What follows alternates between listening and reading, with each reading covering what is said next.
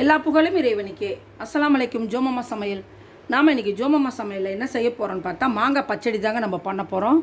சிம்பிளாக ஒரு மாங்காய் பச்சடி பண்ண போகிறோம் சூப்பராக. ஏன்னா இப்போ இது மாங்காய் சீசன் இல்லையா, மாங்காய் இந்த மாதிரி ஒரு 2 மாங்காய் எடுத்து நான் வந்து தோல் சீவி பொடி பொடியாக நறுக்கி வச்சுருக்கேன். பாருங்கள், நல்லா தோலெல்லாம் சீவிட்டேன் மாங்காயில். நீங்கள் எந்த மாங்காயில் வேணாலும் பச்சடி செய்யலாம். அது கிளிமூக்கு மாங்காயில் செஞ்சால் ரொம்ப சூப்பராக இருக்கும்.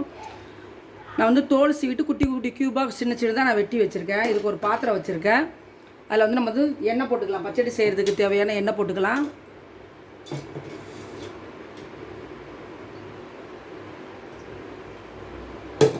இதுக்கு வந்து ஒரு 100 ml எண்ணெய் சேர்த்துருக்கேன்.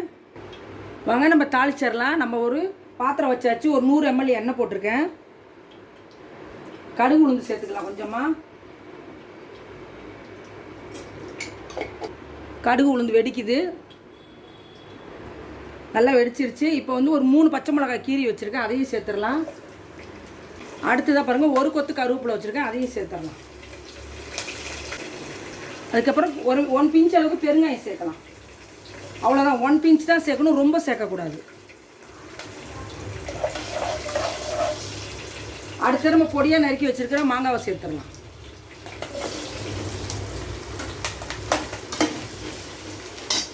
இந்த பச்சடிக்கு தேவையான உப்பையும் சேர்த்துடலாம்.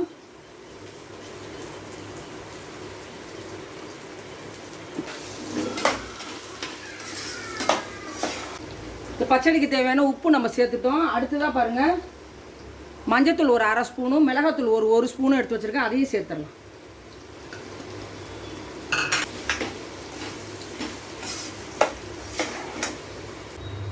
அடுத்ததாக இந்த மாங்காய் வேகிறதுக்கு தண்ணி சேர்க்கணும், தண்ணி சேர்த்துக்கலாம். இந்த மாங்காய் வந்து நல்லா குலைவாக வேகணும். அதனால தான் நம்ம தோல் எடுத்தே போட்டிருக்கோம். நல்லா குலைவாக வெந்து வரணும், அப்போ தான் மாங்காய் பச்சடி சூப்பராக இருக்கும். நம்ம வந்து மாங்காய் பச்சடிக்கு எல்லாமே கொஞ்சம் போட்டுட்டோம். இறக்க போவையில் வெல்லம் மட்டும் தான் நம்ம போடணும். இப்போ வந்து நல்லா மாங்காய் வெந்து வர்றதுக்கு தண்ணி சேர்த்துடலாம். பாருங்கள், நான் மாங்காய் முங்குற அளவுக்கு தண்ணி சேர்த்துருக்கேன். அப்படி சேர்த்தா தான் மாங்காய் நல்லா குலைவாக வெந்து வரும். நல்லா வேகட்டும். நம்ம ஒரு மூடி ஒன்று போட்டு வச்சிடலாம். நல்லா அந்த தண்ணி வத்துற வரைக்கும் வேகணும். வாங்க, மாங்காய் பச்சடி எப்படி இருக்குன்னு சொல்லி பார்த்துக்கலாம்.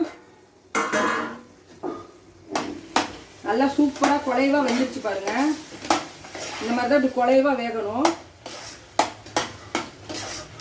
எப்படி வெந்துருச்சு பாருங்கள். மாங்காய் பச்சடி வந்து சூப்பராக குலைவாக வந்துருச்சு பாருங்கள். அப்படி தொட்டு அப்படி மாவு மாதிரி போகுது. இந்த ஸ்டேஜில் நம்ம வந்து வெல்லம் சேர்க்கணும். அதுக்கு பாருங்கள், நான் வந்து வெல்லம் எடுத்து வச்சுருக்கேன். இந்த வெல்லத்தையும் நம்ம அதில் வந்து சேர்த்துடலாம்.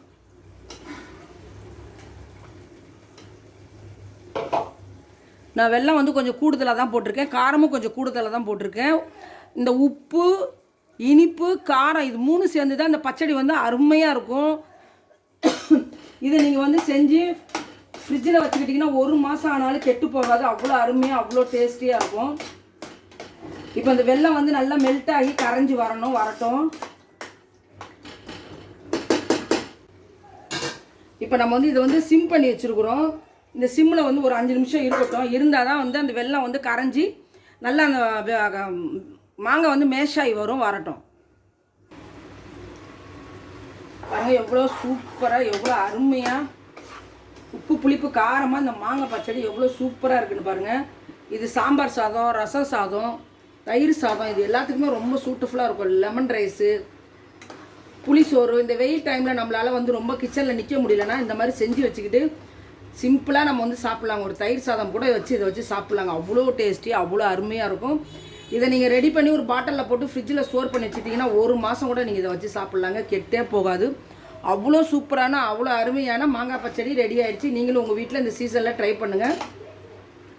ரொம்ப சூப்பராக, ரொம்ப அருமையாக இருக்குது. இந்த வீடியோ உங்கள் எல்லாருக்குமே ரொம்ப பிடிக்கும்னு நினைக்கிறேன். இந்த வீடியோ உங்களுக்கு பிடிச்சிருந்தால் லைக் பண்ணுங்கள், ஃப்ரெண்ட்ஸ் அண்ட் ஃபேமிலிக்கு ஷேர் பண்ணுங்கள். மறக்காமல் ஜோமம்மா சேனலுக்கு சப்ஸ்கிரைப் பண்ணுங்கள், பெல் ஐக்கானை கிளிக் பண்ணுங்கள். தேங்க்யூ.